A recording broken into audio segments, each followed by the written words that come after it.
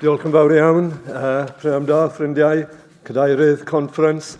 Mae'n pleser mawr gyda fi bod gyda chi heddiw. Conference at the outset, can I just say how deeply proud I am to serve as Eluned Morgan's deputy in the Senedd, as part of that Welsh Labour team delivering on your priorities. And let me say, Eluned has hit the ground running. She's listened to the people of Wales. She's relentlessly focused, as you heard earlier today, on delivering on the people's priorities. And it's also a great pleasure to be here as Cabinet Secretary for Climate Change and for Rural Affairs. It's a real honour, and I have to say as well, it's also a profound responsibility. I'm struck every single day by the scale of the challenges we face, but also the opportunities we have to tackle the climate and the nature crises by working together. I'm struck by the scale of what's at stake as well, the cost if we don't meet our ambitions, and just how much as well there is to gain if we get this right.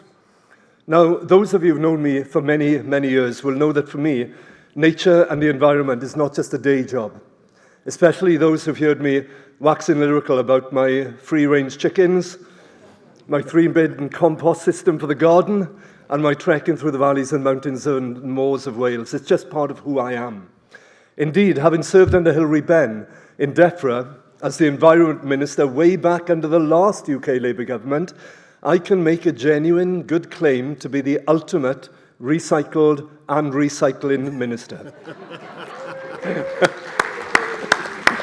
Now, there is an old Welsh phrase that some of you will be familiar with. It's dod yn ôl at fy noed. Literally, it translates to coming back to my trees. And what it really means is to return to a balanced state of mind, of being. Now, this has always made perfect sense to me, and maybe it does to you too, because spending time in nature is when I feel most at myself. But the truth is, tackling the climate and the nature emergency is not just a concern for environmental enthusiasts like me. It is about protecting our homes and our businesses from flooding. It's about adapting to the wetter winters and the drier summers that are now putting Welsh farmers' crops and livelihoods at risk. It's about energy security and bringing down energy bills for people right across the country. It's about having green spaces for our communities to enjoy. It's about decarbonising and creating jobs in industries that are safe and secure for decades to come.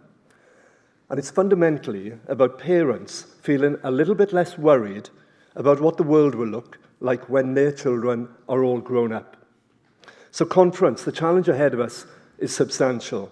The imperative for us to act urgently could not be any clearer. And the truth is, as the clock ticks towards our climate deadlines, 14 years of the Tories in Westminster was 14 wasted years. Their chaos and mismanagement didn't just extend to damaging the economy. Their short-term, scorched-earth politics played fast and loose with the environment too.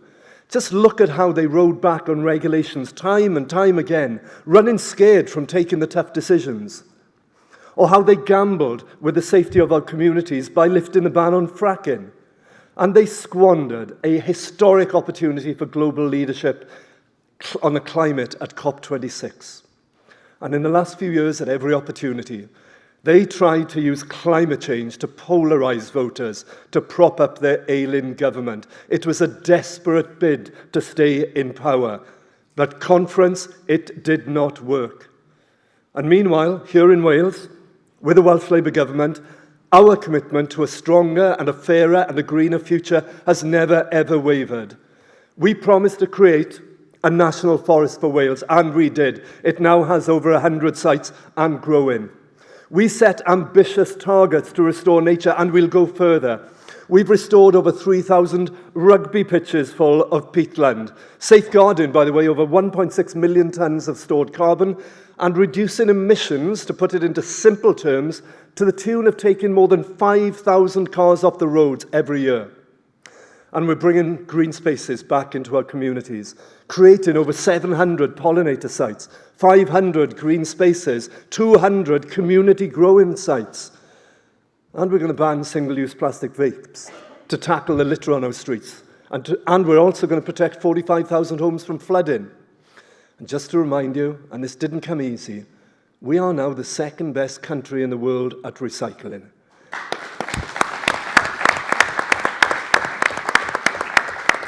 And we'll go on to regulate to make sure that we put into place the polluters pay principle.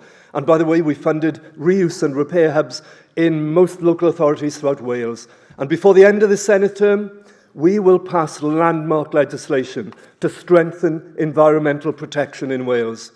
And now I've got to say, with a new UK Labour government finally in place, we can work together to do even more.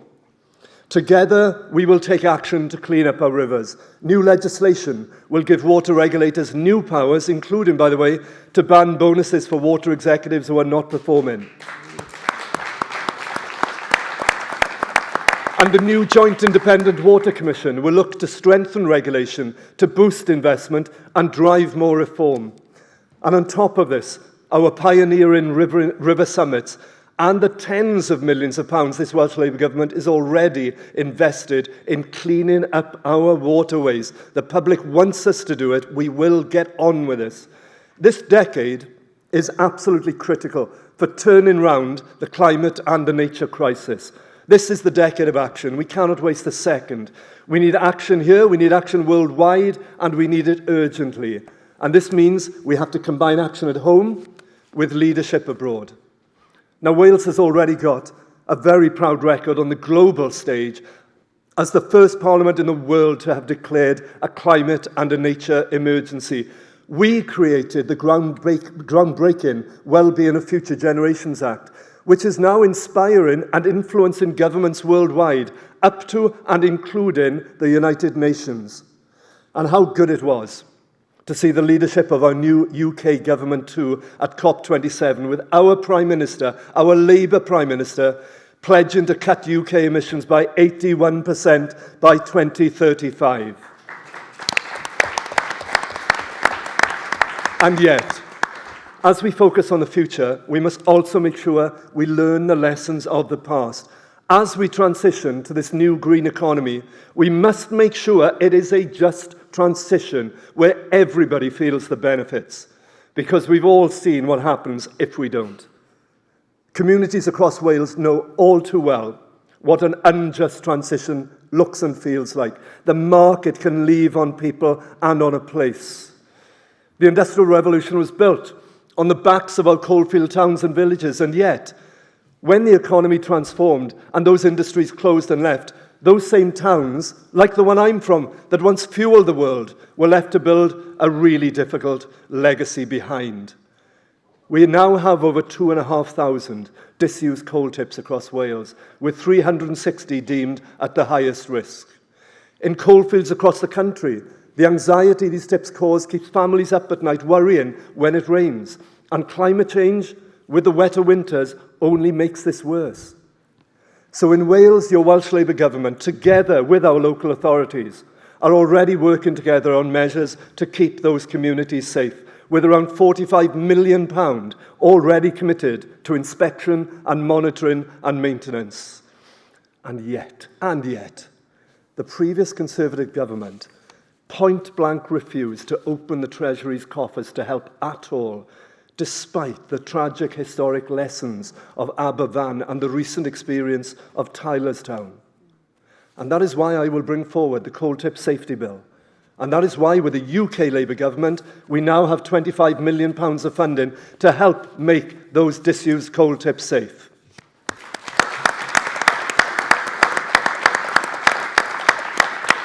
Now, I know this is only a start and there's much, much more to do, but the work is now underway, with two Labour governments working together for Wales. And we've seen the long tail of damage caused by an unjust transition. We're determined not to let this happen again. So today, as we transition into the next green industrial revolution, my Cabinet colleague, Rebecca Evans, is working round the clock to grasp those opportunities of a new green economy and the jobs that come with it, and to make sure that working people across Wales feel the benefits. High-skilled, well-paid jobs that are secure for the future right across the economy, from renewable energy to retrofitting homes, to building climate-resilient infrastructure. And there are opportunities for our rural economy too. I grew up in sight of the steelworks where my grandfather worked, and I heard the hooter at the end of the shift. I remember him taking me as an absolute tiny nipper, walking me past the spitting heat of the furnaces. My brother and I, scuffed our knees, came home dirty and bruised from playing on the slag heaps, which were our playground. Yet when we looked up, we also saw above us the fields and the cattle and the hedgerow of the farms on the hills above. They provided the food for our tables and our other playground. Industrial Wales and rural Wales, cheek by jowl, both part of the rich weave of the fabric of Wales. Welsh farmers are at the very heart of so many of our communities. Yet it's those farmers who are already feeling the impacts of climate change, with extreme weather damaging the crops, heat harming the livestock, and the threat of new animal diseases. But our farmers, as stewards of the land, are also in the best position to help us tackle the climate and the nature crisis through sustainable farming practices. This is not about choosing between either food or the environment. It's about taking care of both together. And that's what lies at the heart. And that's what lies at the heart of the sustainable farming scheme. And I am hugely grateful to those from across the farming and the environmental sectors and others who've worked with us relentlessly through the summer to get that scheme right and to create that secure, sustainable future for Welsh farming. Conference, each of us joined the Labour movement because at the very most basic level, we want to make things better for ourselves and for the people around us. And because we all share the same fundamental belief that we achieve more together than we can alone. So we have a historic duty to tackle the climate and the nature crises, and it is an opportunity for us to do just that, to create a fairer and a better and a greener future. For me, this is both an honour and a responsibility to play my part, but we will do this together. At the end of the day, this is about our shared inheritance. So it's all of us that have got to rise to the challenge, seize the opportunities together. We often refer to Wales as the land of our fathers and our mothers, by the way. But it's also the land of our children and our young people and our children's children. So we owe it to them, and we owe it to each other to get this right, to do everything in our power to build that safer, greener, fairer future for us all. Diolch yn fawr am gwrando. Thank you for listening.